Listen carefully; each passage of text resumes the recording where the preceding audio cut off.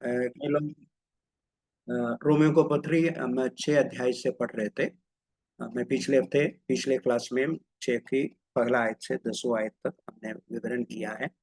Romeo के ये 6 अध्याय एक मसीह जीवन में कैसे हमको जयवंत मसीह जीवन बिता सकते हैं, मसीह जीवन में कैसे एक विक्टोरियस क्रिश्चियन लाइफ, कैसे एक जयवंत मसीह जीवन बिता सकते हैं, उसके बारे में हमें सिखाने वाले किताब है ये अध्याय। किताब नहीं, ये अध्याय। और हम ये भी समझना है, जो जयवंत मसीह जीवन, एक जयवंत मसीह जीवन का अर्थ यही नहीं है आपको क्या है आर्थिक रीति से और शारीरिक रूप से बहुत अच्छा जीवन बिता रहे, उसका अर्थ नहीं है। कई लोग ऐसा सोचते हैं, उनको कोई आर्थिक प्रॉब्लम नहीं है, उसका अच्छा कमाई होता है, अच्छा कोई शारीरिक मुसीबत नहीं है, तब उन लोग बोलते हैं हमारा जीवन सही है। ऐसा नहीं है। एक जयवंत मसीह जीवन का अर्थ ये है, जो हम पाप के ऊपर विजय प्राप्त किया हुआ एक जीवन को कहता है, जिसमें हम पर पाप में जीवन पर विजय प्राप्त कर कर एक जीवन बिताएगा, तो वही है एक जयवंत मसीह जीवन। यदि हम पापों और प्रलोभनों पर नहीं तो परीक्षाओं पर विजय प्राप्त कर पाते हैं, तो ये दर्शाता है हम एक विजयी मसीह जीवन जी रहा है। इसलिए एक विजयी मसीह जीवन के लिए हमें क्या है, वचन सीखना बहुत जरूरी है। इसलिए ध्यान से इस अध्याय सीख के बाद में आप लोग सुने और उसको हमारे मन में रखे, ताकि आपको एक अच्छा जयवंत मसीह जीवन बिताने के लिए प्रभु आपको मदद करेगा। आज हम पढ़ने को जा रहा है रोमियो का पत्री 6 अध्याय की 11 से 23 तक जो लिखा हुआ बात है। हम जल्दी इसमें प्रवेश करेंगे। थोड़ा लंबा शिक्षा है, आप लोग ध्यान से सुने। पहले हम पढ़ेंगे 6 का 11वां आयत।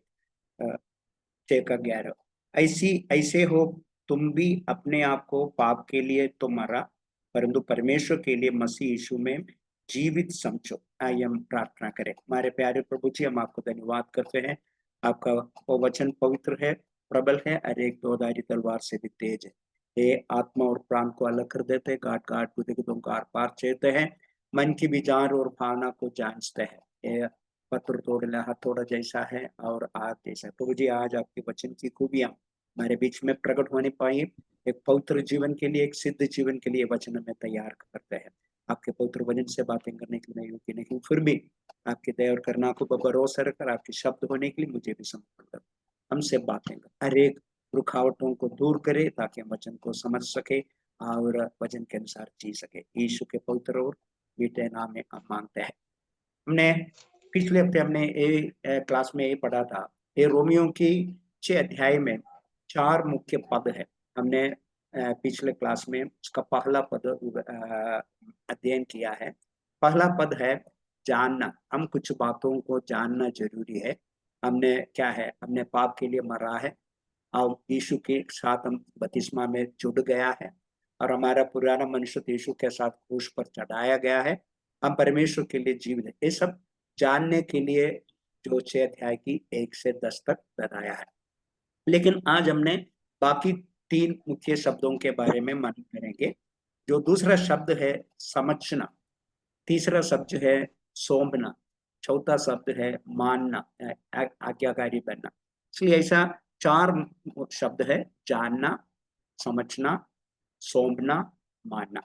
हमने जानना पिछले हफ्ते में बहुत एक्सप्लेन किया है। आज हम दूसरा जो शब्द से आगे बढ़ेंगे।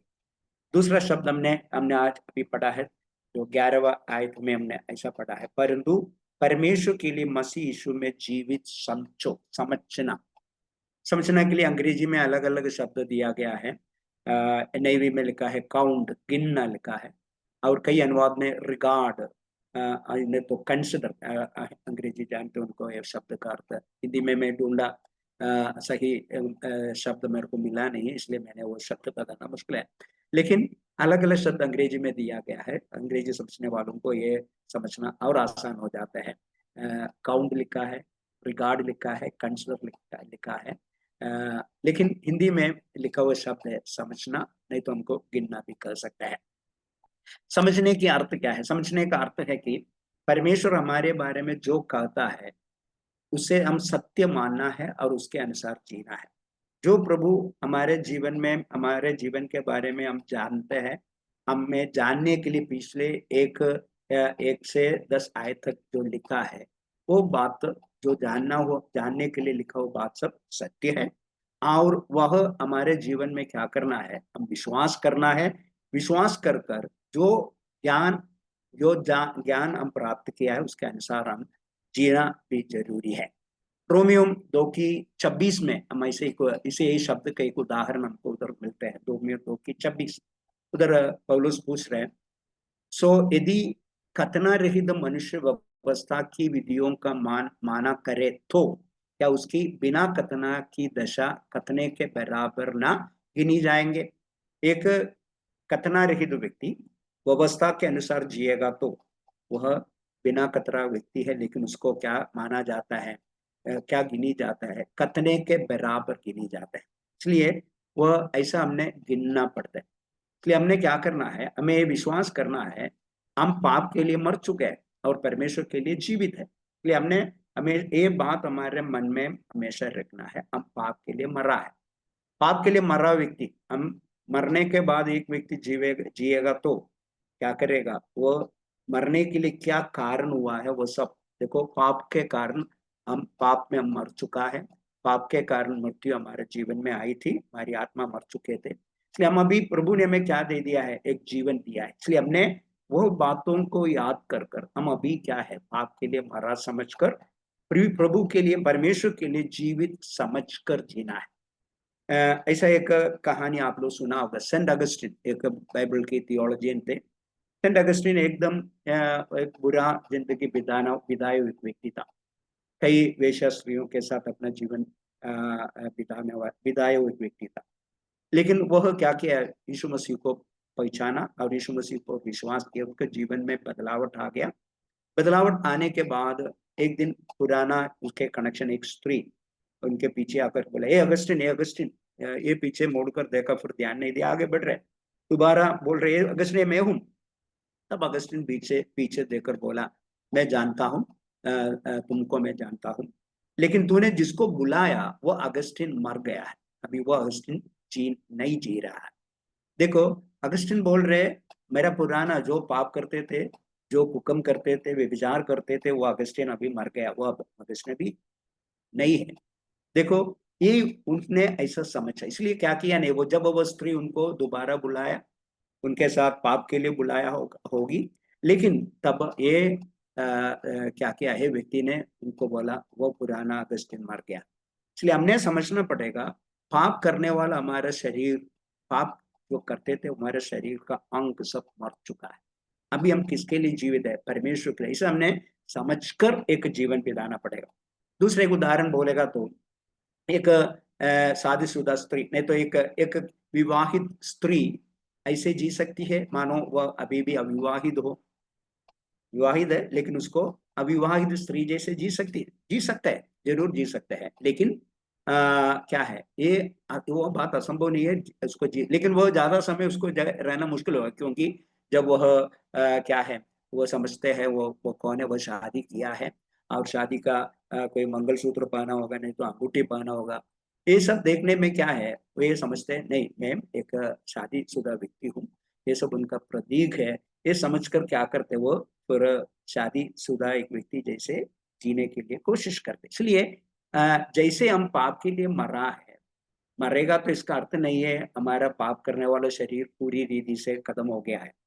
हमको बाद में भी पाप कर सकते हैं, लेकिन पाप में बने रहना एक व्यक्ति, उस व्यक्ति को मुश्किल हो जाता है। इसलिए हमने समझना है क्या करना है। जरूर हम ऐसा कर सकते हैं, लेकिन कम से कम कुछ समय के लिए हमको पाप में जी सकते हैं, लेकिन क्योंकि वो पुराना शरीर अभी भी है, पाप में शरीर उस शरीर में है, हम हमारे शरीर का उद्धार नहीं मिला है। लेकिन हमें उन्हें ये याद रखना चाहिए कि वो कौन है, अब वो पुराना शरीर मर चुका है, अभी हम नया शरीर। इसलिए हमने बपतिस्मा के बाद हमें याद करना है, हम मसीह के साथ, उसके साथ नया जीवन, बपतिस्मा एक प्रतीक है, उसमें हमने यीशु के साथ गाड़े गया, क्रूस पर मारा गया, गाड़ा गया, जी उठाया। ये बात याद आकर क्या कर, याद करके हमने फिर एक नए जीवन के लिए अपने अपना जीवन के लिए बुलाया गया है, उनके लिए हमने निर्णय लिया, वो व्यक्ति समझकर हम आगे जीवन बिताना है। और हम समझना है ये बात, ये सब समझ ये इस उदाहरण में हमको क्या समझ सकता है? उस उदाहरण में हमको ये समझ सकते हैं, पवित्र जीवन जीने का मुख्य रहस्य मन में है। एक सब बात मन में, मन के बात है। हमने कोई क्रिया करने से पहले मन में ये विचार आना है। इसलिए कोई भी परीक्षा आएगा तो मन में शैतान लेके आते हैं, मन से हम उसको क्या करना पड़ेगा, सामना कर। इसलिए ये समझना हमारे मन में होने की बात है। ये जानने में है कि हमारा पुराना मनुष्य तो मसीह के साथ क्रूस पर चढ़ाया गया था। हम ये जानना है, मसीह में हम बपतिस्मा की और उसमें, और बपतिस्मा में उसकी मृत्यु और पुनरुत्थान में का बपतिस्मा लिया है। और हम ये समझना है, मसीह के माध्यम से हम पाप के लिए मर चुके हैं और परमेश्वर के लिए जीवित है। इसलिए हमारी जीवन में हम एक नया समझ के साथ आगे बढ़ना है, वही पौलुस बोल रहे। इसलिए हमने क्या करना, ये बातों जो बातें हम जाना है, उस सत्यों को, उस फैक्ट्स को हम बार बार स्मरण करना है, विचार करना है, समझना है। इसलिए ये ऐसा समझकर हम जब तक कि वो हमारी मन में इतना पक्का होता है, पुराने जीवन में वापस जाना सोच भी नहीं सकते। इसलिए हम ये बात हमारे मन में बार बार समझकर, बार बार ऐसे गिनकर हम बोलने में क्या करते हैं, शैतान हमारे परीक्षा लाते हैं, पाप के लिए हमें प्रेरणा देता है, प्रलोभन आते, हमने क्या करना मन में, नहीं मैं पाप के लिए मरा है, पाप के लिए मरा है, ऐसा हमारे मन में वो समझकर, वो विचार करके करके करके हमारे मन को क्या है, पाप से दूर रहने के लिए हमें क्या करना पड़ेगा, हमें पक्का करना पड़ेगा।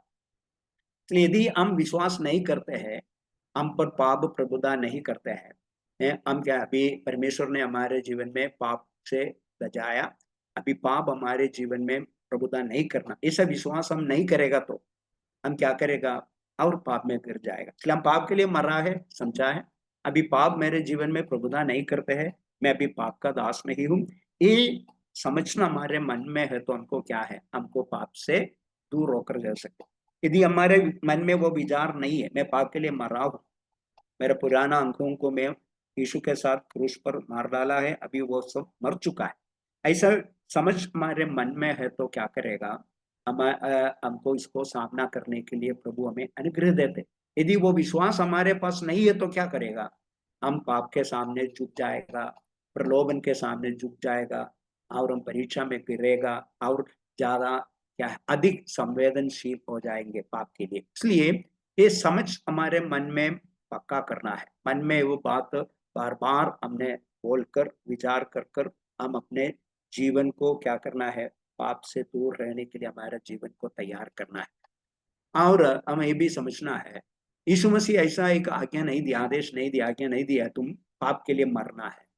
वो कब है, पाप के लिए हमने मर चुका है, इसलिए मरना, तुम मरना पड़ेगा ऐसा कोई बात ऑलरेडी, जब हम यीशु को स्वीकार किया बपतिस्मा के साथ, नए जन्म के साथ, हमारा पुराना मनुष्य मर चुका है, इसलिए बाद में मरना।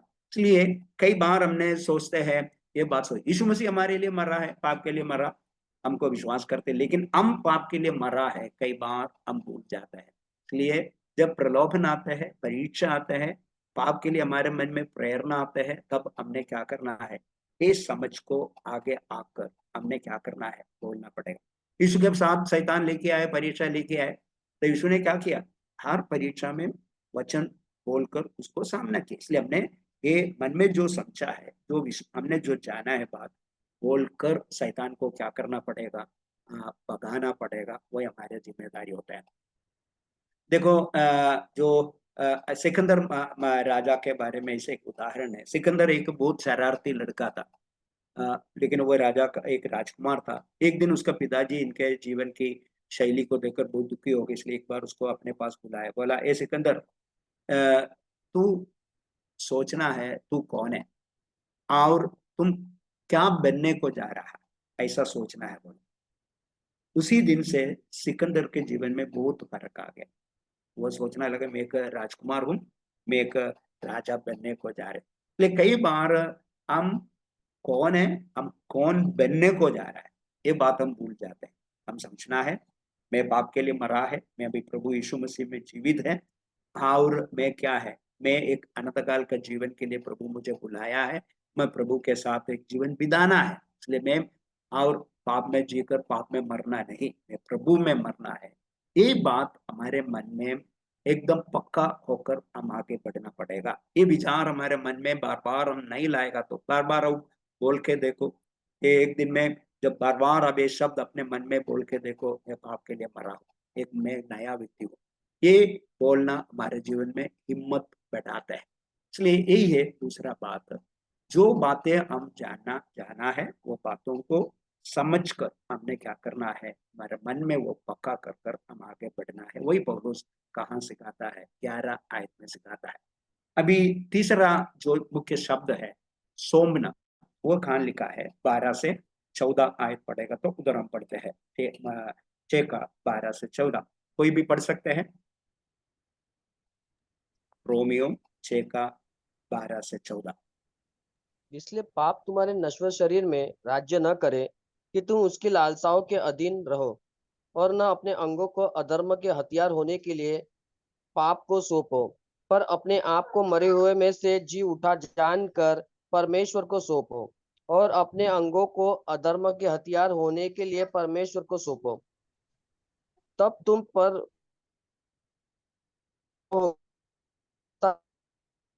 पाप की के प्रभुता, अधीन हो। देखो इधर है, तब तुम पर पाप की प्रभुता ना होगी, क्योंकि तुम व्यवस्था के अधीन नहीं वरन अनुग्रह के अधीन हो। इधर बार बार पौलुस बोलते शब्द है सोम्बो, अपने आप को परमेश्वर को सौंपो, मतलब परमेश्वर की इच्छा के लिए अपने आप को हम समर्पित करना है। हम जाना है कुछ बात, वो बात हमारे जीवन में हम विश्वास किया, हम समझ लिया और हम उस बात सच है, सत्य है, हम विश्वास भी किया, मन में वो ठाना है। और अभी क्या करना है, जो हमारी वो विश्वास के आधार पर, हमारी जानकारी के आधार पर, हमारी समझ समझ के आधार पर हम क्या करना है, हम प्रभु के इच्छा के लिए हमें पूरी रीति से सौंपना जरूरी है। इसलिए पाप अभी अभी हमारा स्वामी नहीं है, इधर लिखा है अभी हम पाप हमें प्रभुता नहीं करते, हम पहले पाप हमारा स्वामी था। अभी हम क्या है, पाप का स्वामी नहीं है, तो पाप हमारा स्वामी नहीं है तो हम पाप का सुनने की जरूरत नहीं। यदि पाप हमारा स्वामी, हमारा मास्टर है तो हम उनका पाप का दास है, तो पाप जो बोलते हैं हम सुनना पड़ता है। लेकिन अभी हम क्या नहीं है, पौलुस बोल रहे अभी आप लोग क्या नहीं है, पाप का दास नहीं है, पाप आपका स्वामी नहीं, आप पाप का दास भी नहीं है। इसलिए अभी आपको क्या है, पाप के आदेशों को पालन करना जरूरी नहीं है। इसलिए वो पालन पहले करते थे, वो आदत को अब बंद करना चाहिए। अभी पाप को आदेश, पाप जो बताता है, जो शैतान हमारे जीवन में जो प्रलोभन लाते उसको हमने नो ना बताना सीखना पड़ेगा, करना पड़ेगा। इसलिए जब प्रलोभन या परीक्षा आता है तब हम उसके सामने झुकना नहीं है, क्योंकि हम उसकी मानने की जरूरत नहीं, वो हमारा स्वामी नहीं है। अब हमारी स्वामी यीशु मसीह है, हम पाप का स्वामी, पाप का दास नहीं है, उनको क्या नहीं करना है, हमने उनको क्या नहीं माना। इसलिए पहले हम झूठ बोलते थे, अभी क्या है, हम झूठ बोलना नहीं है। पहले हम जो लोभ करते थे, लालच करते थे, हम उससे दूर रहना है। हम गुस्सा होते थे, क्रोध करने वाला हो उससे हम दूर होना है, ईर्ष्या करने वाला व्यक्ति होगा, लेकिन अभी क्या करना है, ये सब बातों से हमने दूर ना है, हम उसकी गुलाम नहीं बनना है। इसलिए हमने समझना है ये बात, हमने पूरी रीति से प्रभु की इच्छा के लिए हमें समर्पण करना पड़ेगा। यदि आपने समर्पण नहीं करेगा तो आपको क्या होगा, आपकी समर्पण में कमी है तो शैतान क्या करेगा, आपके पीछे खींच के लेके जाएगा, वो हमें फंसाएगा। इसलिए हमने याकूब के पत्री में पढ़ते हैं, अभिलाषा आता है, वो आपको क्या करते हैं, आपको फंसाते हैं, आपको क्या करते हैं, फंसाकर आपको उसमें गिरा देते हैं, पाप गर्भवती होते हैं। इसलिए हम पूरी रीति से परमेश्वर के लिए हमें समर्पण नहीं करेगा, तो प्रभु की इच्छा के लिए समर्पण करे तो ऑटोमेटिकली क्या करेगा, पाप हमें पीछे खींच कर लेके जाएगा। देखो एक अविश्वासी के पास क्या है, ये करना उनके लिए मुश्किल है, कारण एक अविश्वासी पाप के अधीन में है, पाप पाप उनका स्वामी है, वो पाप का दास है। इसलिए जब एक अविश्वासी व्यक्ति के मन में पाप के लिए विचार आएगा तो वो पाप करते हैं, क्योंकि उसको ये पाप गलत है, उसको वो विचार भी नहीं है, एक क्या नहीं है, निरुत्तर, हमारे अंदर पवित्र आत्मा कंट्रोल करना शुरू होते हैं, पवित्र आत्मा में निरुत्तर करते हैं जब हम गलती करेगा तो। इसलिए हमें कन्विक्ट करते हैं। लेकिन एक अविश्वासी को कोई भी आत्मा, उनको शैतान कभी भी उनको उसके लिए प्रेरणा देते, उसको कभी भी निरुत्तर नहीं करते हैं। इसलिए क्या करते हैं, वो पाप के लिए प्रेरणा है तो उसमें वो गिर जाते हैं। लेकिन हमने ये समझना पड़ेगा, कई लोग पाप ना करने के लिए अपने इच्छा शक्ति से पाप से बाहर आने के लिए कोशिश करते हैं, लेकिन गिर जाते हैं। वह पाप से अपना हमेशा समझे, अपनी इच्छा शक्ति, हमारी विल पावर से पाप से बचाना हमारे लिए एक असंभव बात है। हम क्या समझना पड़ेगा, हम पर यीशु मसीह के अनुग्रह के अधीन में आएगा तो वो अनुग्रह हमें क्या देते हैं, पाप को सामना करने के लिए अनुग्रह देते हैं, हमें हमारे ऊपर कृपा दृष्टि देकर हमें। इसलिए अविश्वासी को अपने जीवन में पाप पाप के प्रबल प्रभाव से कभी नहीं बच सकता है, क्योंकि वो उसकी अधीनता में, उनको वो बातों में फंस जाता है। पाप कैसे एक दलदल की कीचड़ जैसा है, गिर गया तो क्या करेगा, उसके वो हमें नीचे खींच के, इसलिए कोई भी बाहर से आकर उठाएगा नहीं तो खींचेगा नहीं तो हमको उससे अपने आप को बाहर नहीं आ सकते। ऐसा है पाप की आदत। इसलिए आपने एक बार करेगा सोचकर करेगा, लेकिन बार बार करते, पाप का स्वभाव ऐसा है। हम 2 मिनट के लिए एक बात करना सोचता रहे, खाली 1 मिनट का बात है, बाद में वो छोड़ देंगे। लेकिन आपने 1 मिनट करेगा तो फिर क्या हो जाता है, फिर वो 2 मिनट होएगा, 3 मिनट होएगा, हाँ एक बार पी के देखेगा कैसा है। लेकिन वो क्या करेगा, पी के उसका क्या होगा, उसकी कंट्रोल में हम आ जाते हैं। पाप की आदत ऐसा है, पाप में हमें अडिक्ट करने वाला, हमें उनके अधीन में लाने वाला एक स्वभाव है। वो हमें, हम सोचते हैं थोड़े समय के लिए, लेकिन वो आपको खींच कर लेके जाते। इसलिए हम पाप से दूर रहें। इसलिए पाप से हमको दूर रहना है तो एक निरंतर आवश्यकता समझकर हमने क्या करना पड़ेगा, उनको हमने सामना करना पड़ता है। एक दिन नहीं, रोज नहीं। यीशु मसीह ने प्रार्थना सिखाया, आज हमें, आज की रोटी हमें दे, उसके बाद सिखा, आज हमें परीक्षा में ना गिरने दो। देखो, रोज प्रार्थना करना है, रोज ये प्रार्थना हमारे जीवन में होना, आज परीक्षा में। इसलिए निरंतर हम पाप से क्या करना है, लड़ना है। निरंतर ये बात, समझा हुआ बात हमारे मुंह से बोलना है। हम क्या करना है, इससे बाहर आने के लिए हम क्या करना है, यत्न करना जरूरी। इसलिए प्रभु की आत्मा में मदद करेगा, लेकिन हम उसके साथ एक सहयोग देना है। हम हम अपने आप को इसके लिए सौंपेगा नहीं तो क्या करेगा, फिर परमेश्वर की आत्मा को हमें कुछ नहीं कर सकते। हम विलफुली, हम विलिंगली, मन से क्या अपने आप को प्रभु की इच्छा के लिए समर्पण करेगा तो, सौंपेगा तो प्रभु की आत्मा में मदद करेगा, उनकी इच्छा को पूरा करने के लिए हमें मदद करेगा।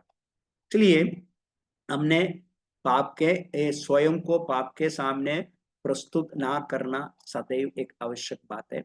उसी प्रकार स्वयं को परमेश्वर के लिए सौंपना भी एक सदैव आवश्यक का बात। इसलिए पाप के सामने ना झुकना वो भी जरूरी बात है, निरंतर होने का बात है। ऐसा ही परमेश्वर की इच्छा के लिए हमें समर्पण करना, सौंपना भी निरंतर करने की एक बात हम समझना पड़ेगा। इसलिए परमेश्वर हमें हमारी सारी चीजों को, हमारे हर अंग, हमारी हर इंद्रियों के ऊपर, हर अंगों के ऊपर परमेश्वर का जब हम समर्पण किया तो परमेश्वर हमारा स्वामी बनेगा, हम बनाएगा तो, हम परमेश्वर के लिए हमें सौंपेगा तो। हमारी आंख परमेश्वर के लिए सौंपा गया, हमारी क्या है, शरीर का एक एक इंद्रिय, हमारा कान, हमारी जो एक एक शरीर का हमारा पैर, इसलिए ये सब क्या है, परमेश्वर के लिए हम सौंपा गया है।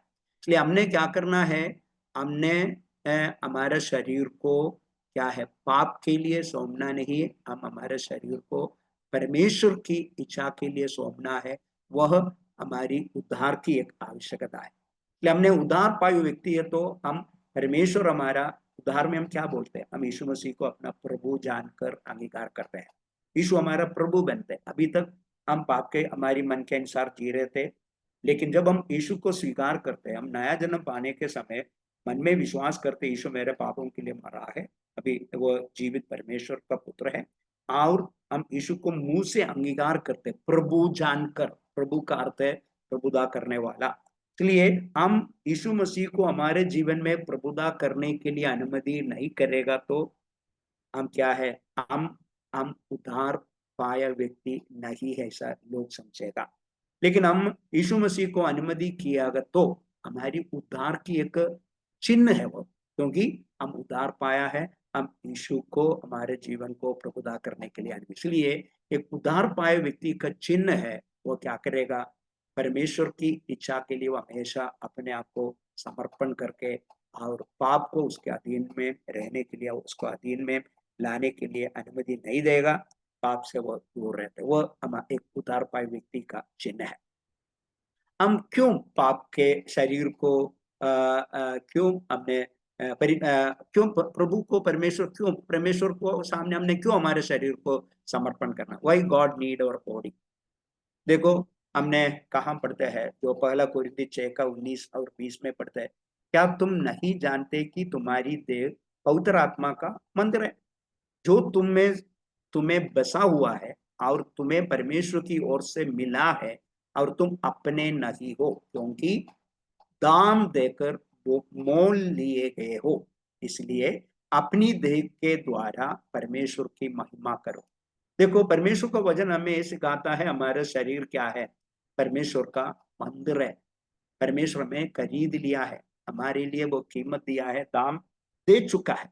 इसलिए हमने क्या है, हमारा शरीर परमेश्वर का मंदिर है, तो ये शरीर की कोई भी अंग को हमारी मर्जी से इस्तेमाल करने के लिए अनुमति नहीं।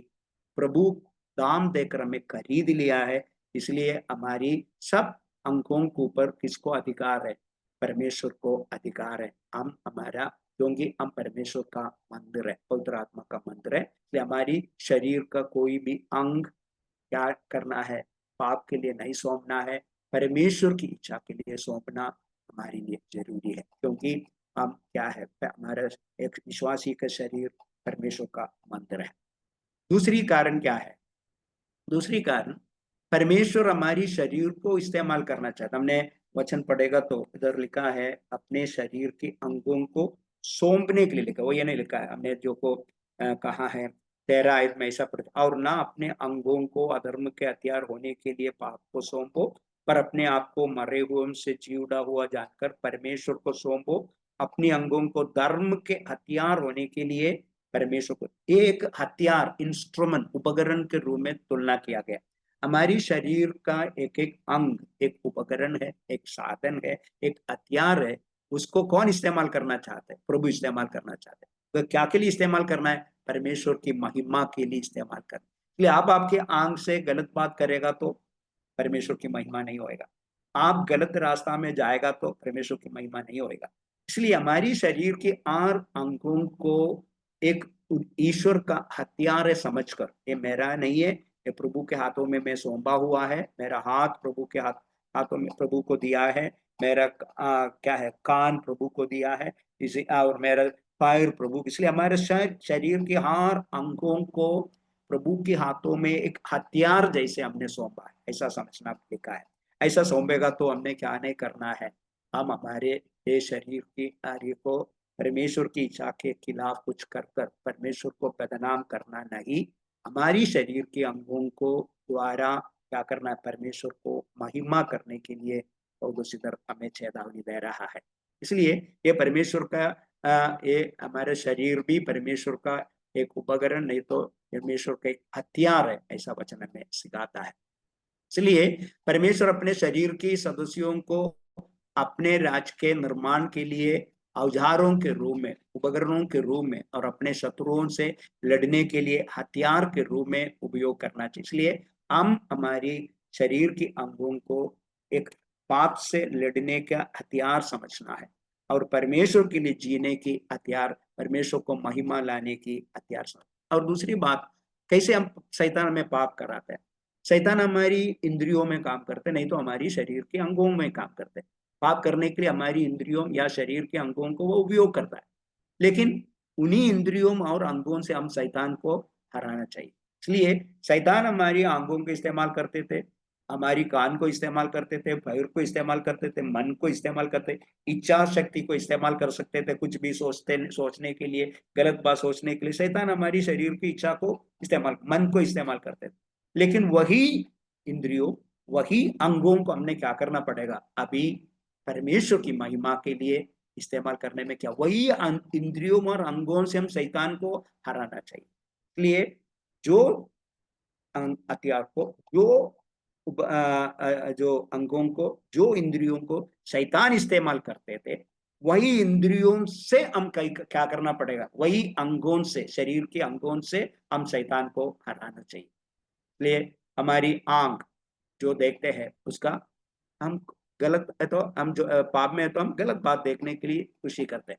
हमारी कान जो सुनते हैं, हमारी मुंह जो जो बोलते हैं, हमारी हाथ जो करते हैं, हमारी पैर जो कहाँ जाते हैं, हमारा हृदय जिसको हम प्यार करते हैं, हमारा दिमाग किसके बारे में, नहीं तो मन किसके बारे में हम सोचते हैं, हमारी इच्छा से कौन सा निर्णय लेते हैं, ये सब हमने क्या सोचना पड़ेगा। इसलिए यह हर चीजों को हमने क्या करना पड़ेगा, परमेश्वर की महिमा के लिए इस्तेमाल करना। इसलिए काम हमारे ऊपर प्रभुता नहीं करना है, इसलिए क्या करना पड़ेगा, हमारी अंगों को, हमारी इंद्रियों को प्रभु की इच्छा के लिए हमने दे। इसलिए 14 आयत में हमने ऐसा पढ़ते हैं, और तुम पर पाप की प्रभुता ना होगी, क्योंकि तुम व्यवस्था के अधीन नहीं वरन अनुग्रह के अधीन है। इसलिए वह अनुग्रह के अधीन में प्रभु ने हमें लाया है, तब क्या करना पड़ेगा, हमको अभी वह अनुग्रह के अधीन में हम रहना है। पाप के प्रभुता करने के लिए हम हमारे शरीर को नहीं देते। लेकिन जो व्यवस्था के अधीन है उसमें क्यों उन लोग क्यों पाप करते हैं? आपको मालूम है व्यवस्था क्या कर, रोमियो 2:13 में लिखा है, क्योंकि परमेश्वर के यहाँ व्यवस्था के सुनने वाले धर्मी नहीं पर व्यवस्था पर चलने वाला धर्मी ठहराया जाए। व्यवस्था हमको पाप के बारे में तो लिखा है, चोरी मत करो, व्यभिचार ना करो, लालच ना करो। इसलिए व्यवस्था हमको क्या कहे, क्योंकि व्यवस्था में बताता है क्या है, क्या नहीं करना था, इसलिए पाप की पहचान हमें देते हैं। ले लेकिन व्यवस्था में चोरी ना करने के लिए ताकत नहीं देते, व्यवस्था में व्यभिचार ना करने के लिए ताकत नहीं देते हैं। व्यवस्था में खाली बताता है व्यभिचार ना करो, चोरी ना करो, लेकिन ये पाप को रोकने के लिए व्यवस्था में कोई ताकत नहीं है। लेकिन अनुग्रह ऐसा नहीं है, प्रभु की आत्मा में सामर्थ्य देते हैं। अनुग्रह के अधीन में आएगा तो परमेश्वर हमें क्या करना है, पाप को जीतने के लिए यदि आप सहयोग देगा तो, आप विलिंग है तो, आप तैयार है तो प्रभु आपको मदद करने के लिए, पवित्र आत्मा की मदद मांगेगा तो। इसलिए आप जब आपको लगता है आज मैं गलत बात करने की संभावना है, आज एक व्यक्ति को मिलने के लिए जा रहे हैं, वो मेरे को गलती करने के लिए क्या प्रेरणा देगा, तब आप प्रभु पवित्र आत्मा को बोलो, प्रभु आज मैं उस व्यक्ति को मिलने के लिए जा रहे, मुझको अपने आप को कंट्रोल में गलत करने के लिए मुझे आ रहे। इसलिए हर चीजों में हम परमेश्वर की आत्मा की मदद मांगेगा तो, क्योंकि वो हमारे एक मददगार के रूप में प्रभु ने दिया है। इसलिए पवित्र आत्मा में मदद नहीं करे तो कौन झूठा बनेगा, यीशु मसीह झूठा बनेगा। और यीशु ने बोला तुमको एक मददगार है, वो हमें मदद नहीं करेगा तो फिर देने की क्या उद्देश्य है। इसलिए परमेश्वर झूठा बनेगा, ऐसा नहीं है। परमेश्वर विश्वास योग्य है, आपको मददगार के रूप में पवित्र आत्मा को दिए तो वो पवित्र आत्मा आपको क्या करेगा, जो पाप से बाहर आने के लिए आपको, इसलिए वचन में लिखा है तुमको सहने से बढ़कर वो क्या नहीं देगा, परीक्षा देगा। ऐसा होएगा तो से एक निगास देगा, बाहर आने के लिए क्या करेगा, पवित्र आत्मा में मदद करते हैं। ये हमेशा हमने समझना पड़ेगा। इसलिए मैं रोमियो 3:20 में हम पढ़ते हैं, क्योंकि व्यवस्था के कामों से कोई प्राणी उसके सामने धर्मी नहीं ठहरेगा, इसलिए कि व्यवस्था के द्वारा पाप की पहचान होती है। इसलिए वही हमने अभी बोला है, व्यवस्था सिर्फ पाप की पहचान हमें देता है, व्यवस्था से हम कोई डर नहीं। व्यवस्था मानने के लिए मनुष्य से नहीं होते थे, इसलिए व्यवस्था के कारण कोई भी धर्मी नहीं हो गया, सब अधर्मी बने रहा, क्योंकि व्यवस्था उसका पाप ना करने के लिए सामर्थ्य नहीं दिया। हम कहा जो नीति वचन 9:17 में ऐसे एक आयत है, चोरी का पानी मीठा होता है और लू के छिपे की रोटी अच्छी लगती है।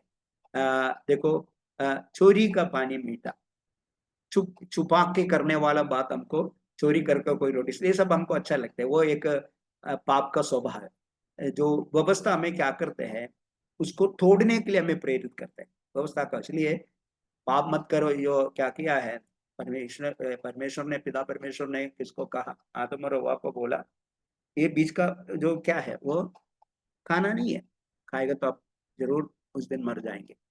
लेकिन क्या किया वो उसी समय तक अमर्त्य जो इमोर्टल थे, लेकिन पाप करने के कारण वो मॉर्टल बन गया, जो मरनाहर मरनाहर शरीर उनको मिला। उसके पहले वो मरनाहार नहीं थे, जो अमर था। लेकिन इधर क्या है, वो एक व्यवस्था दिया है, वो तोड़ने के लिए चाहा। वो जब शैतान आकर बोला, ये कौन है, हवा उसमें गिर गया। हवा ने क्या किया, वो फल को लेकर खाया। इसलिए व्यवस्था हमेशा हमें क्या करते, वो तोड़ने के लिए हमें क्या करते, प्रेरणा भी देते हैं। वो मनुष्य का आदत है, पाप की स्वभाव ऐसा है। इसलिए हमने क्या करना है, जो व्यक्ति अनुग्रह के अधीन है उस पर पाप का प्रभुता नहीं होता। इसलिए हम जब तक यीशु मसीह की अधीनता में, उसके अनुग्रह की अधीनता में नहीं आएगा, तब तक पाप हमारे जीवन में क्या करेगा, प्रभुता करेगा। लेकिन जब अनुग्रह के अधीन में आएगा तो पाप की हमारे ऊपर जो प्रभुता करते थे, वो सामर्थ हमारे जीवन से हट जाएगा। एक नया जीवन के लिए प्रभु हमें तैयार करते हैं। देखो, तीतुस 2 की 11-12 में ऐसे एक आयत है। तीतुस 2 की 11 और 12 आप लोग बाद में पढ़ सकते हैं, मैं अभी पढ़ के सुनाएंगे। क्योंकि परमेश्वर का अनुग्रह प्रकट है, जो सब मनुष्यों के उद्धार का कारण है, और हमें चिताते हैं कि हम आपत्ति और संसारिक अभिलाषाओं से मन फेर कर इस युग में संयम और धर्म और भक्ति के जीवन बिताए। इधर स्पष्ट में लिखा है, अनुग्रह हमारे परमेश्वर का अनुग्रह प्रकट है, जो सब मनुष्यों का उद्धार का कारण है। परमेश्वर का अनुग्रह हमें दिया, इसलिए हमने उद्धार पाया। वो अनुग्रह हमें क्या करता है, अनुग्रह हमें चिताते हैं, हमें चेतावनी दे रहे, हमें चिताते हैं। क्या के लिए चिताते हैं, कि हम आपत्ति और संसारिक अभिलाषाओं से मन फेर कर इस युग में संयम, धर्म और भक्ति के जीवन बिताए। इसलिए ये अनुग्रह हमें चिताते रहते हैं, हमें चेतावनी देते रहते हैं। अभक्ति को छोड़ो, संसारिक अभिलाषाओं से मन फिरो, और संयम और धर्म और भक्ति का जीवन बिताए।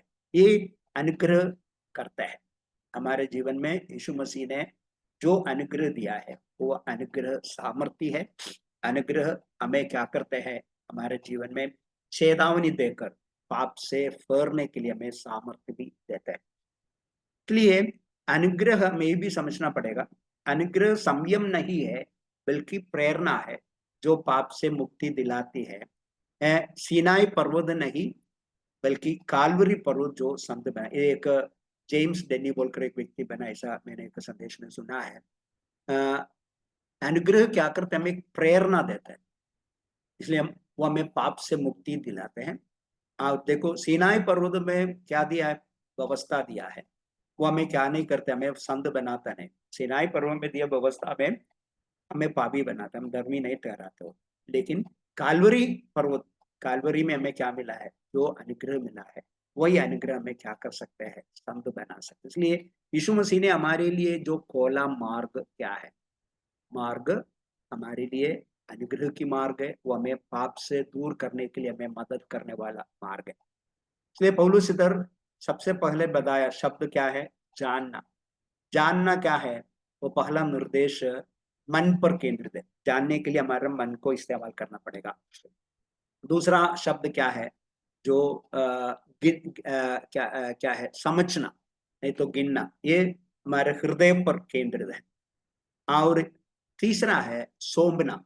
सौंपना क्या है, समर्पण करना। वो हमारी इच्छा शक्ति को छूता है। इसलिए एक मन में है, केंद्रित है। दूसरा दिल में, हृदय पर केंद्रित है। तीसरा हमारा इच्छा शक्ति पर केंद्रित है। इसलिए हमारी मन, हृदय और इच्छा, ये सब विल पावर, ये सब कुछ हम क्या करना है, प्रभु की ओर लेकर आता है। प्रभु की इच्छा के लिए हमने लेकर। और चौथा बात क्या है, चौथा बात हमने पढ़ते हैं 15 आयत से 23 तक, वो चौथा बात की विवरण दिया है, हमने वो पढ़ेंगे। योगेश भाई पढ़ सकते हैं 6 का 15 से 23 तक। तो क्या हुआ, क्या हम इसलिए पाप करें कि हम व्यवस्था के अधीन नहीं वरन अनुग्रह के अधीन हैं? कदापि नहीं। क्या तुम नहीं जानते कि जिसकी आज्ञा मानने के लिए तुम अपने आप को दासों के समान सौंप देते हो, उसी के दास हो, चाहे पाप के जिसका अंत मृत्यु है, चाहे आज्ञाकारिता के जिसका अंत धार्मिकता है। परंतु परमेश्वर का धन्यवाद हो कि तुम जो पाप के दास थे, अब मन से उस उपदेश के मानने वाले हो गए जिसके साचे में ढाले गए थे। और पाप से छुड़ाए जाकर धर्म के दास हो गए। मैं तुम्हारी शारीरिक दुर्बलता के कारण मनुष्य की रीति पर कहता हूँ, जैसे तुमने अपने अंगों को कुकर्म के लिए अशुद्धता और कुकर्म के दास करके सौंपा था, वैसे ही अब अपने अंगों को पवित्रता के लिए धर्म के दास करके सौंप दो। जब तुम पाप के दास थे तो धर्म की ओर से स्वतंत्र थे। मैं कंटिन्यू। हाँ, 23 तक। अतः जिन बातों से अब तुम लज्जित होते हो, उनसे उस समय तुम क्या फल पाते थे, क्योंकि उनका अंत तो मृत्यु है। परंतु अब पाप से स्वतंत्र होकर परमेश्वर के दास बनकर तुमको फल मिला, जिससे पवित्रता प्राप्त होती है और उसका अंत अनंत जीवन है। क्योंकि पाप की मजदूरी तो मृत्यु है, परंतु परमेश्वर का वरदान हमारे प्रभु मसीह यीशु में अनंत जीवन है। ओके, इधर हमने 3 शब्दों का विवरण किया है, जानना और समझना और सौंपना। चौथा शब्द है मानना, ओबे गॉड, परमेश्वर की आज्ञा मानो। अ, क्यों हम परमेश्वर को मानना है? हमने इसका 3 कारण हमको इधर देख सकता है। परमेश्वर का आज्ञा मानने का 3 कारण। एक इसका 14 और 15 में क्या लिखा है? 14 और 15 में लिखा है, तुम पर पाप की प्रभुता ना होगी, क्योंकि तुम व्यवस्था के अधीन नहीं वरन अनुग्रह के अधीन हो। क्या तो क्या हुआ? क्या हम इसलिए पाप करें कि हम व्यवस्था के अधीन नहीं वरन अनुग्रह के अधीन है? एक बात है, हमने अभी व्यवस्था के अधीन में नहीं, हम अभी क्या है? अनुग्रह के अधीन में। इसलिए प्रभु ने हमारी और एक कृपा दृष्टि की है। इसलिए प्रभु हमारे लिए एक अनुग्रह के अधीन में हमें लेके, हम सब पाप की अवस्था अधीन में थे, हम हुक्म करने वाले थे, पाप की जो मजदूरी मृत्यु के लिए लायक थे, लेकिन वो सबसे हमें क्या किया? एक नए अनुभव पर लाया। हमारी ओर प्रभु ने क्या दिखाया? कृपा दृष्टि दिखाया। इसलिए परमेश्वर से प्राप्त अनुग्रह के कारण हम क्या करना पड़ेगा? आज्ञा पालन करने के लिए बाध्य बनते। We become responsible to obey God, because प्रभु ने हमें क्या दे दिया? अनुग्रह दे दिया। वो एक कृपा। हमको यो अनुग्रह का अर्थ क्या है? Undeserved gift. हमें मिलने के लिए लायक नहीं थे, ऐसे गिफ्ट आपको दिया। आपको इसके लिए योग्यता नहीं था, आप लायक नहीं थे, प्रभु ने आपको क्या दे दिया? एक अनुग्रह दे दिया। वो अनुग्रह आपको दिया तो आपकी जिम्मेदारी क्या होते है? वो अनुग्रह के अधीन रहो। इसलिए हम मानने की पहला कारण क्या है? प्रभु ने हमारे ऊपर एक कृपा दृष्टि कर कर हमको क्या दे दिया? अनुग्रह दे दिया। इसलिए हमने क्या करना पड़ेगा? आज्ञा को पालन करना जरूरी है। दूसरी बात, हमने 16 से 20 आयत में हम पढ़ते हैं, उधर लिखा है स्वतंत्रता है। उधर कहाँ लिखा है? जब तुम पाप के दास थे तो धर्म की ओर से स्वतंत्र थे। इसकी 16 से 20 तक है, 16 से पढ़ेगा तो सॉरी। क्या तुम नहीं जानते कि जिसकी आज्ञा मानने के लिए तुम अपने आप को दासों के समान सौंप देते हो, उसी के दास हो, चाहे पाप के जिसका अंत मृत्यु है, चाहे आज्ञाकारिता के जिसका अंत धार्मिकता है। परंतु परमेश्वर का धन्यवाद हो कि तुम जो पाप के दास थे, अब मन से उसे उपदेश के मानने वाला हो गए, जिसके सोचे जिसके सोच सोच सॉरी जिससे जिसके सांचे में ढाल गए थे, और पाप के छुड़ाए जाकर धर्म की दास हो गया। जो तुम्हारी शारीरिक दुर्बलता के कारण मनुष्यों की रीति पर कहता हूँ, जैसे तुमने अपने अंगों के कुकर्म के लिए अशुद्धता और कुकर्म के दास करके सौंपा था, वैसे ही अब अपने अंगों को पवित्रता के लिए धर्म के दास करके सौंप दो। जब तुम पाप के दास थे तो धर्म की ओर से स्वतंत्र थे। अतः जिन बात इसलिए प्रभु हमें क्या करते हैं? हमें स्वतंत्र बनाते हैं। हम पहले पाप की अधीनता में थे, लेकिन परमेश्वर हमें क्या किया है? पाप की अधीनता से हमें क्या कर दिया? स्वतंत्र कर दिया। हम पहले पाप की दास थे, तब प्रभु प्रभु क्या किया है? वह हमारी पुराना वह प्रभुता को तोड़कर हमारे अंदर क्या किया? एक नया स्वामी के रूप में हमें क्या दे दिया? फ्रीडम देकर हमें अनुग्रह के अधीन में। इसलिए आपको क्या किया? फ्रीडम दिया। पाप के शक्ति से मुक्त होने के लिए हमें परमेश्वर की आज्ञा मानना हो। इसलिए परमेश्वर की आज्ञा मानेगा तो हम पाप की शक्ति से मुक्त होएगा। हम माने नहीं मानेगा तो हम फिर दोबारा कहाँ होएगा? पाप के अधीनता में जाएगा। इसलिए प्रभु ने हमें फ्रीडम क्यों दे दिया, आपको स्वतंत्र क्यों बनाया? हम पाप में नहीं रहना। यदि आपने पाप में आपने क्या किया है, पाप की शक्ति से मुक्त होने के लिए आपने वो मानना पड़ेगा। नहीं मानेगा तो क्या करेगा, आप पुराना पाप की अधीनता में, पुराना जीवन में पाप की अधीनता में ही आप आगे बढ़ेंगे। इसलिए पौलुस बोल रहा है, आपको प्रभु एक जगह से छुड़ाकर दूसरा जगह पर लाया।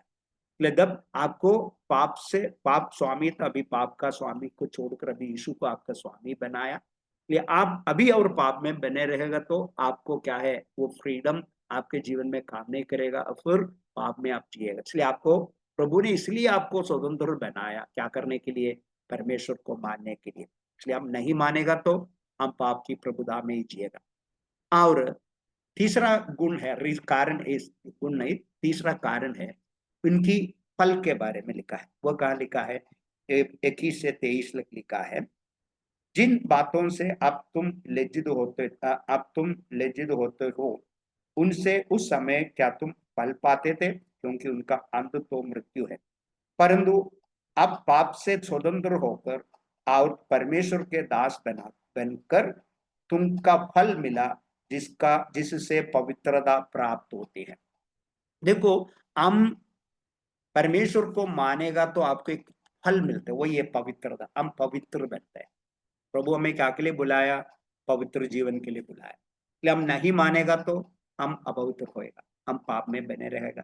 इसलिए प्रभु हमको क्यों, प्रभु को आज्ञा को मान करना पड़े? हमारे जीवन में पवित्रीकरण होना है तो, हमारे जीवन में पवित्रता होना है तो क्या करना पड़ेगा? हम प्रभु की इच्छा को, वचन को, आज्ञा को मानना जरूरी। इसलिए पवित्रीकरण परमेश्वर की आज्ञा मानने का फल है। इसलिए आप पवित्र बनना है तो आज्ञा मानना पड़ेगा। यदि आप नहीं मानेगा तो आप पवित्र नहीं होएगा। पवित्रताई में बढ़ना भी मुश्किल है। पवित्रीकरण की जो प्रोसेस है, प्रगति आपके जीवन में नहीं। इसलिए प्रभु की इच्छा को मान के आज्ञाकारी बनकर बनकर हम क्या होगा, हम पवित्रता में बढ़ते बढ़ते जाएगा। वही प्रभु ने हमारे लिए दिया गया बात। इसलिए हमने क्या करना पड़ेगा, मानना जरूरी है, परमेश्वर को मानना। परमेश्वर को मानने के बारे में पौलुस इधर एक प्रश्न पूछते हैं, 25 में क्या प्रश्न पूछते हैं, तो क्या हुआ, क्या हम इसलिए पाप करें कि हम व्यवस्था के अधीन नहीं वरन अनुग्रह के अधीन है? कदापि नहीं। हम पहला आयत में भी एक प्रश्न हमने देखा था, तो हम क्या कहे, क्या हम पाप करते रहे कि अनुग्रह बहुत हो? कदापि नहीं। इस दोनों प्रश्न में कुछ फर्क है। पहला आयत की प्रश्न में क्या है, हम क्या पाप करते रहे, जो लगातार पाप करने के बारे में कहाँ लिखा है। अनुग्रह बढ़ने के लिए, आप ज्यादा अनुग्रह मिलने के लिए पाप में बने रहो, ज्यादा पाप करो अनुग्रह मिल जाएगा। ऐसा पौलुस बोलते कभी भी नहीं। इधर क्या पूछ रहे हैं, क्या हम इसलिए पाप करें कि हमारे व्यवस्था के अधीन नहीं वरन अनुग्रह के अधीन है? कई लोग सोचते हैं हम अभी अनुग्रह के अधीन में, इसलिए कोई पाप करने से इधर कंटिन्यूस लगातार पाप करने के बारे में नहीं है, पाप का एक पाप के बारे में नहीं, तो एक पाप की कृत्य के बारे में बताते हैं। इसलिए हमने समझना पड़ेगा, इधर अनुग्रह के अधीन में सोचकर हमें क्या नहीं करने के लिए अनुमति नहीं, पाप करने के लिए। हम एक पाप करेगा सोचकर करेगा तो क्या होते हैं, वो पाप हमें और फंसाएगा।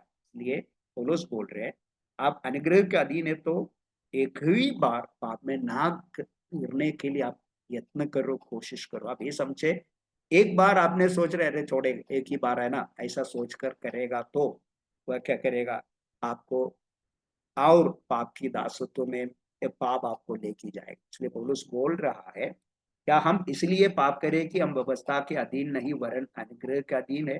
कदापि नहीं। इसलिए हमेशा समझो, पाप करने के लिए आपका मन को आप देगा तो, आपके जीवन को आप सौंपेगा तो आप दोबारा पाप की ओर बढ़ते जाएगा, पाप की दासत्व में आएगा। इसलिए पौलुस बोल रहा है, नहीं, आपको ये अनुग्रह पाप करने के लिए एक लाइसेंस नहीं, अनुग्रह है ना, इसलिए प्रभु माफ करेगा, अनुग्रह है।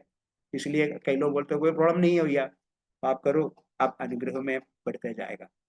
इसलिए आप पश्चाताप करने की, जो ऐसा भी सिखाने वाला था, पश्चाताप करने की जरूरत नहीं, प्रभु की अनुग्रह है, कृपा है, अनुग्रह। इसलिए प्रभु आपको बचाएंगे, प्रभु की अनुग्रह काफी है। इसलिए ऐसा एक शिक्षा बाइबल नहीं दे रहे। बाइबल बोल रहे आप कदापि नहीं बोल रहे पाप करने के लिए आपको अनुग्रह अनुमति नहीं है। आप क्या करना है, पूरी रीति से प्रभु को मानना पड़ेगा। इसलिए पौलुस इधर बोलते हैं यहाँ वह निरंतर पाप करने के बात नहीं कर रहे थे। उन्होंने पाप के एक प्रत्येक कृत्यों पर चर्चा की है। एक भी पाप ना करने के लिए हमने क्या करना पड़ेगा, परमेश्वर को मानने के लिए ज्यादा हमारे जीवन को समर्पण करना। इसलिए क्या है, पाप करने के लिए एक लाइसेंस नहीं है, अनुग्रह। अभी अनुग्रह सोचकर हमें पाप कर सकते, ऐसा कभी भी ना सोचो। यूहन्ना 8:24 में यीशु ने पूछा, इसलिए मैंने तुमसे कहा कि तुम अपने पापों में मरोगे, क्योंकि यदि तुम विश्वास ना करोगे कि मैं वही हूं तो अपने पाप में मरेंगे। इसलिए हम हमारे विश्वास यीशु मसीह पर नहीं करेगा तो हम अपने पाप में मरेंगे। इसलिए हमने क्या करना है, हम क्या है, हम जो समर्पण करना है वो समर्पण के साथ हम क्या बनता है, एक जिम्मेदार बनते हैं। हमने हमारा अंगों को सौंपा है, हम इसलिए अंगों को सौंपने के कारण परमेश्वर की आज्ञाओं को मानने के लिए हम जिम्मेदार बनते। इसलिए सौंपने समर्पण के बाद जिम्मेदारी आते है, मानना हमारे लिए जरूरी होता है। तो 16 आयत में हम पढ़ते हैं, क्या लिखा है, क्या तुम नहीं जानते कि जिसका आज्ञा मानने के लिए तुम अपने आप को दासों के समान सौंप देते हो, उसी के दासों, चाहे पाप का जिसका अंत मृत्यु है, चाहे आज्ञाकारिता जिसका अंत धार्मिकता है। इधर एक शब्द लिखा है जिसका अंत, हम पाप के लिए नहीं, हम धार्मिक आज्ञाकारिता के लिए, हमने मानने के लिए हमने समर्पण करेगा तो परमेश्वर की वचन को मानने के लिए हम अपने आप को समर्पण करेगा तो हमको एक फल मिलते हैं। वो इधर लिखो, उसका अंत क्या है, धार्मिकता है। कई बार वचन में लिखा गया धार्मिकता को शब्द को समझने के लिए हमको मुश्किल होते हैं।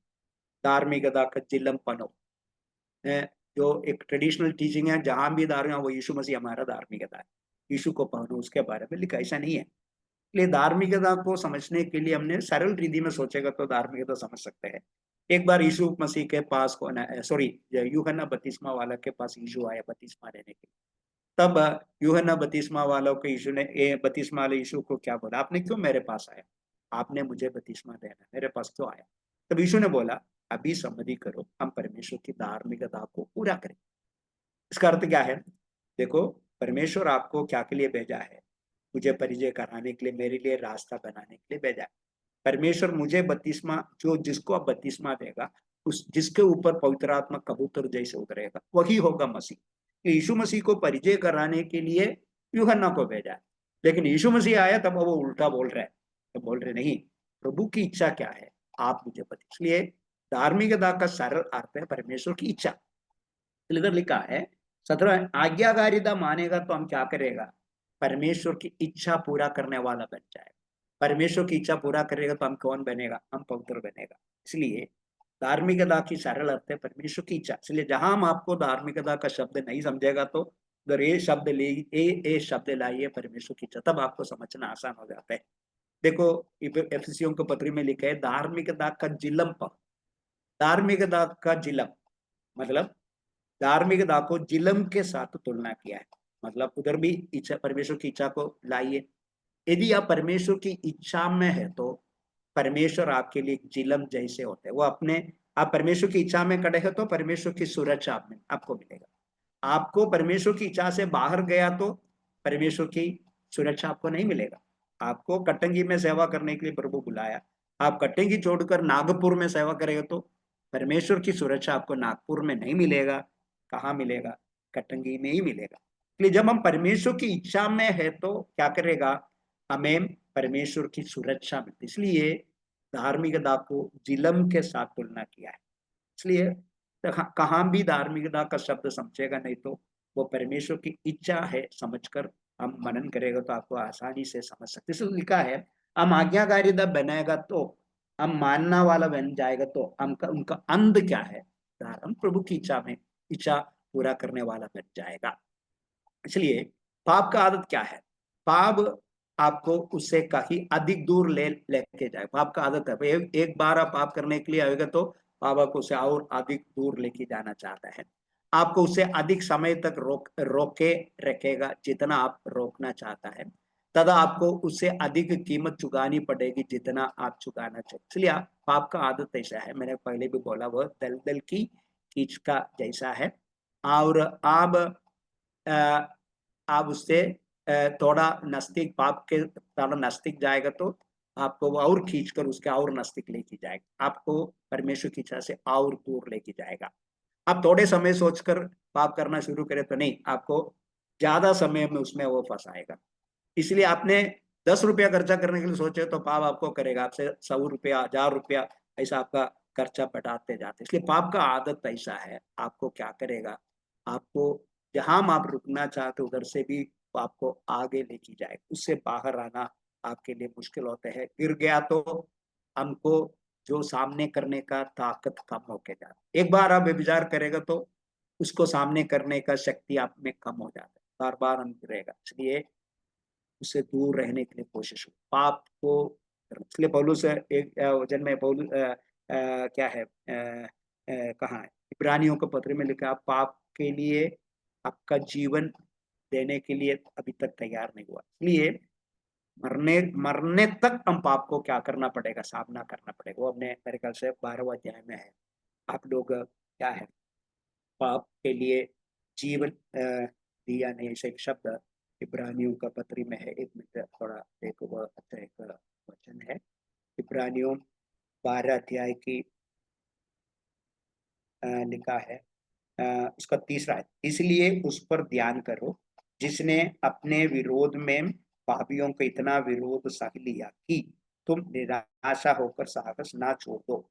तुमने पाप से लड़ते हुए उससे ऐसी मुठभेड़ नहीं की कि तुम्हारा लहू बहा बहा हो, और तुम उस उपदेश को जो तुमको पुत्रों के समान दिया है भूल गए। इसलिए हमने लहू बहाने तक पाप के विरोध किया नहीं। इसलिए पौलुस बोलने की तरह, इसलिए लहू मरने, पाप को इतना हम करना करना है, इससे अच्छा है मरना है। ऐसा एक विचार हमारे अंदर आना पड़ेगा। इसलिए एक मसीह व्यक्ति के जीवन में पाप के लिए उसका विचार बहुत क्या है, हमने एक बोलकर आपने एक थोड़ा अवसर आपके जीवन में आप देगा तो वो आपको फंसा देगा। एक बार सोचेगा तो आप कई बार करेगा, थोड़ा समय देगा तो वो आपको बहुत समय वो देगा। इसलिए हम पाप को इतना घृणा करना है, पाप की गुलामी में हम कभी भी नहीं आना है। हम फिर किसके गुलामी में आना है, परमेश्वर की धार्मिकता की गुलामी में, परमेश्वर की इच्छा की गुलामी में हम जीना पड़ेगा। इसलिए हम यीशु की शिक्षा को क्या करना पड़ेगा, पालन करना पड़ेगा। गलाती 6:2 में लिख, तुम एक दूसरे से भार उठाओ, गलाती 6:2, और इस प्रकार मसीह की व्यवस्था को पूरा करो। उधर मसीह की व्यवस्था लिखा है। मसीह की व्यवस्था क्या है, मसीह की शिक्षा है। मसीह की शिक्षा, यीशु मसीह ने अंतिम आज्ञा क्या दिया है, जाओ प्रचार करो, जो विश्वास करते हैं उनको पिता पुत्र पवित्र आत्मा के ने बपतिस्मा दे दो, और मैंने जो सिखाया मानना सिखाओ। अंग्रेजी में तो make disciples by baptising them and teaching. Hindi में वो हमको अलग रीति में अलग अलग बात के रूप में। इसलिए एक व्यक्ति चेला बनना है तो बपतिस्मा लेना है और यीशु की आज्ञाओं को आजकल बपतिस्मा होते हैं, लेकिन यीशु की व्यवस्था को, यीशु की शिक्षा को पालन करना हम सिखाता नहीं, हम उस बातों में इसलिए चेला कब बनते हैं, हम यीशु की व्यवस्था को, इसलिए यीशु की शिक्षा को हम सिखाना। जब यीशु मसीह इस पृथ्वी में थे, पढ़ाया। आजकल हम कई बार वो सब भूल जाते हैं। मत्ती 5, 6, 7 यीशु की पहाड़ी उपदेश है, वह मसीह जीवन में बहुत गंभीर है। कैसे क्षमा करना है, कैसे हमने उपवास करना है, कैसे प्रार्थना करना है, कैसे हमारी शरीर के अंगों के साथ, ये सब कुछ उधर लिखा है। लेकिन हमने वो सब बात पढ़ते हैं, उसको समझने के लिए कोशिश नहीं करते, उसको बार बार पढ़ो। यीशु मसीह का शिक्षा को आप ज्यादा ध्यान दे दो, आपका मसीह जीवन बदल जाएगा। यीशु मसीह 5, 6, 7 अध्याय हो सकते हो तो हर दिन पढ़ के देखो, हर हफ्ता पढ़ते देखो, आपकी मसीह जीवन बदलते जाएगा। वचन आपको क्या करेगा, पाप से लड़ने के लिए सामर्थ्य देता है। इसलिए और हमने समझना पड़ेगा, ये हम धार्मिकता के लिए हमें गुलाम बनना एक वॉलंटरी एक्ट नहीं है। एक धार्मिकता गुलामी सोच हमने वॉलंटरली करना है। हमने कोई दबाव नहीं करेगी, प्रभु हमको दबाव नहीं करेगा मेरी बातों से। खाली पवित्र आत्मा एक कबूतर जैसा है, छू करे तो वो उड़ जाता है। पवित्र आत्मा एक अंगार जैसा है, हमने छुएगा तो वो बुझ जाते हैं। इसलिए पवित्र आत्मा धीमी आवाज से बात कर, लेकिन हमने क्या करना है, सो इच्छा से हम क्या करना है, परमेश्वर की धार्मिकता के लिए हमें क्या करना है, गुलाम बनना है। वॉलंटरली दबाव नहीं है, हम खुद उसके लिए इच्छुक बनना है।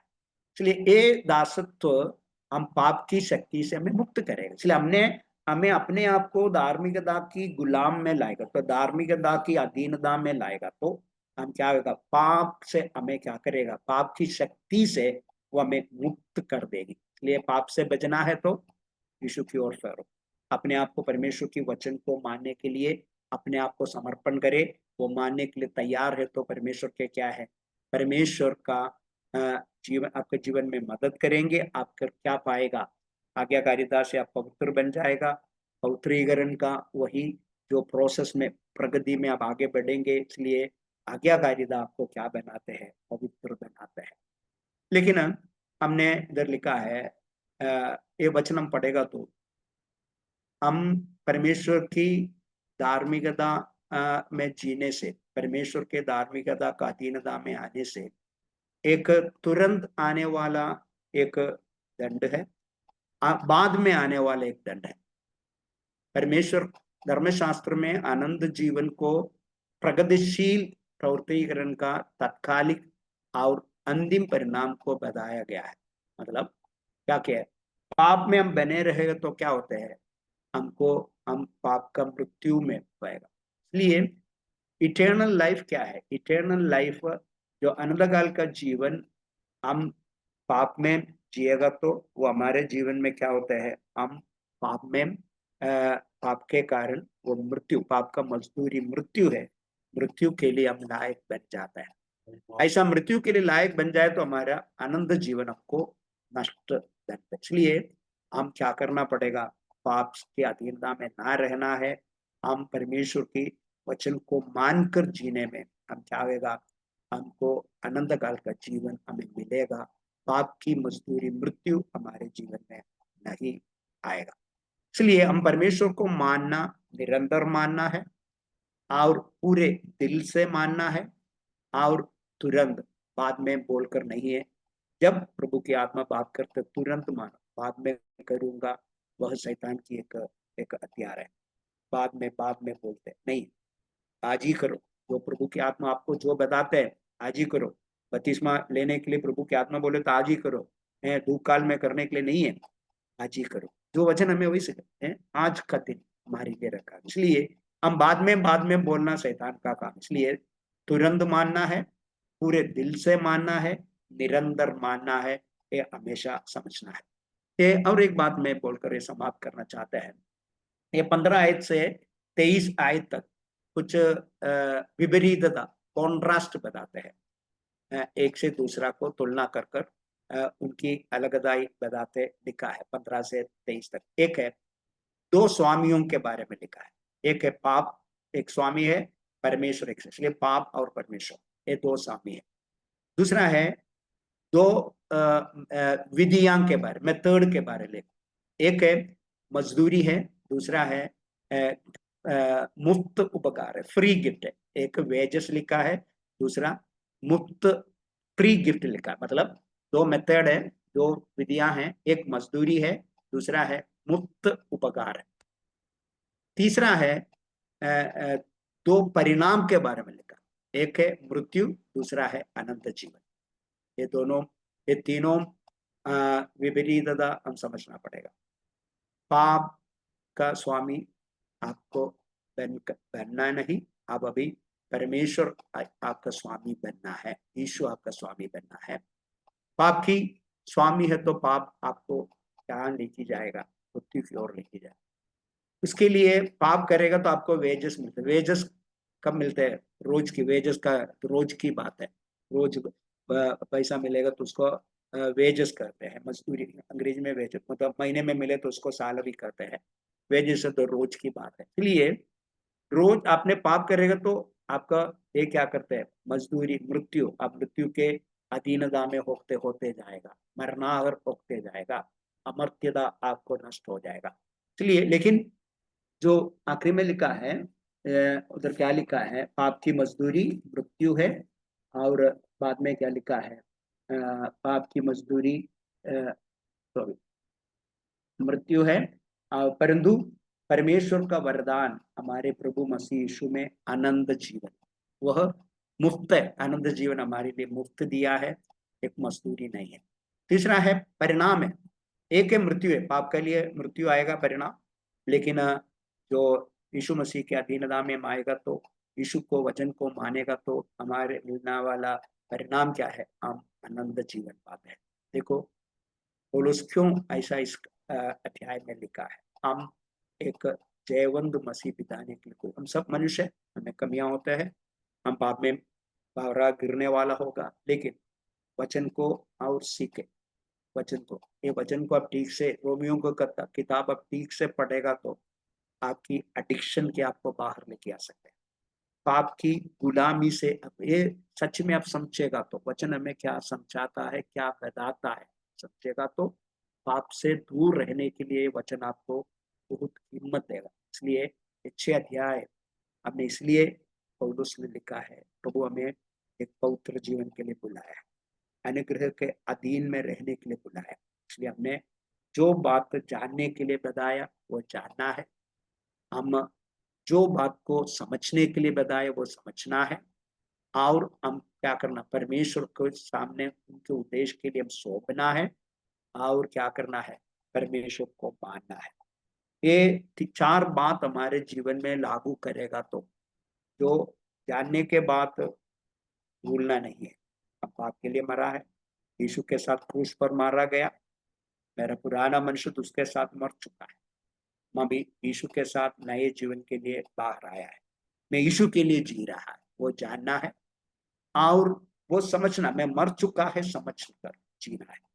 पाप का अंग खत्म हो गया, पाप का गुलामी मेरे जीवन से खत्म हो गया, ये समझकर हम जीना है, वो समझ आपके मन में जरूर होना है। और क्या करना है, वो उद्देश्य समझकर उसके बाद हमने क्या करना है, उस बात के लिए हमें अपने आप को समर्पण करना है, सौंपना है। और सौंपने से बात नहीं होते हैं, हम क्या भी करना पड़ेगा, मानने के लिए भी तैयार होना, जानना, समझना, सौंपना, जानना, ये 4 बात में पौलुस क्या देते हैं, जोर देते हैं।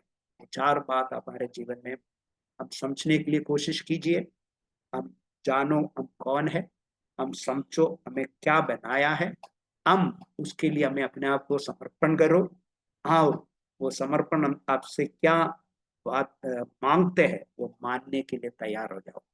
अब आपको परमेश्वर एक जयवंत मसीह जीवन के लिए तैयार करेंगे, इसलिए जितना पाप से दूर रहो, दूर रहने के लिए आप कोशिश करें, जितना पाप ना करने के लिए आप अपने जीवन में यत्न करो, तब आपको जीवन में क्या होएगा, पाप से दूर रहने के लिए आप ये मत समझो अनुग्रह के अधीन में है, ये पाप कर सकते हैं, हाँ, और पाप में बने रहे नहीं, हमको ऐसा एक लाइसेंस नहीं दिया है, हम पाप से दूर रहना है, पाप में हम जीवन नहीं बिताना है, हम क्या करना है, पवित्र जीवन के लिए बुलाए गए लोग हैं, हम प्रभु में मरेगा तो हम आनंद जीवन पाएगा, पाप में मरेगा तो हम आनंद काल की मृत्यु के लिए हम आगे बढ़ना पड़ेगा। इसलिए अपने आप को सुना हुआ वचन के सामने समर्पण करें, अपने जीवन को परख कर देखो, और प्रभु की चाह के लिए अपने आप को समर्पण करें, मानने के लिए आप और इच्छुक बने, और प्रभु का अनुग्रह मांगे,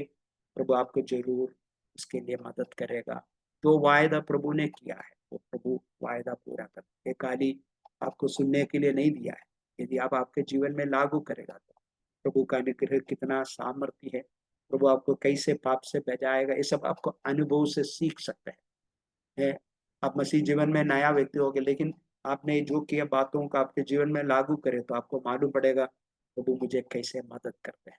ये आपने अपने जीवन में लागू नहीं करेगा तो आपके बात तो समझ में नहीं आएगा, आपके जीवन में परमेश्वर कैसे निकास देते हैं, कैसे आप पीछे मुड़ कर देखो, मेरे जीवन में पीछे मुड़ कर देखने में कितने बार प्रभु मुझे बचाया है, शैतान कितना झाल मेरे जीवन में लाया, लेकिन